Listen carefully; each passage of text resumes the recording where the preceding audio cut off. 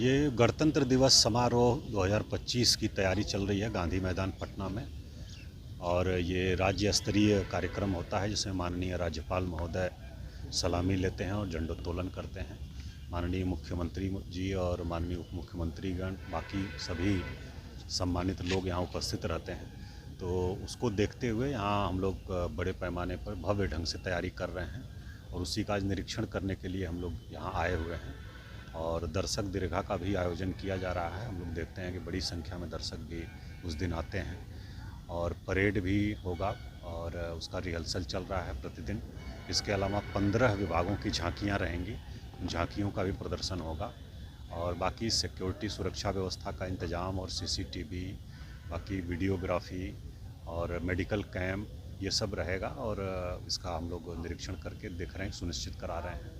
बाकी गांधी मैदान के चारों तरफ पेट्रोलिंग भी हम लोग रखते हैं और उस दिन कार्यक्रम तक जो है गांधी मैदान के चारों तरफ के जो रास्ते हैं वो डाइवर्टेड रहते हैं।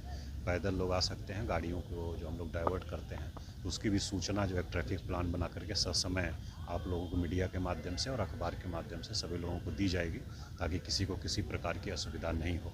तो गणतंत्र दिवस समारोह त्रुटि रहित ढंग से, अच्छे ढंग से, भव्य ढंग से आयोजित हो और इसको लेकर के यहाँ इंतजाम किया जा रहा है और हम लोग देख रहे हैं। पूर्व में गांधी मैदान में हम लोग देखे थे अभी कि जो विभिन्न प्रकार के कार्यक्रम हुए थे या हो रहे थे तो बहुत ज़्यादा गंदगी थी। उसको सफाई करने में काफ़ी समय लगा है, काफ़ी मेहनत लगी है और अभी हम लोग देख रहे हैं थोड़ा सा ठीक से शेप में आया है और इसीलिए इसको बंद करके अच्छे से सफाई करके और पूरी तैयारी की जा रही है। साल में 2 बार कम से कम एक बृहद पैमाने पर इसकी मरम्मती, सफाई और सब चीज़ें हो जाती हैं। बाकी रूटीन तो होता रहता है, इसीलिए इसको अभी बंद करके तैयारी की जा रही है ताकि अच्छे ढंग से हम लोग इसका आयोजन कर सकें। ये थीम तो ऐसा कुछ नहीं है। जो 15 विभाग हैं उसमें मद्य निषेध भी है, पर्यटन का और बाकी जो विभाग हैं, स्वास्थ्य है, शिक्षा है, महिला सशक्तिकरण है, सभी लोगों की तरफ से जो झांकियाँ बनती हैं वो झांकियाँ रहेंगी और उन झांकियों का प्रदर्शन उत्कृष्ट कोटि का हो, अच्छे ढंग से हो।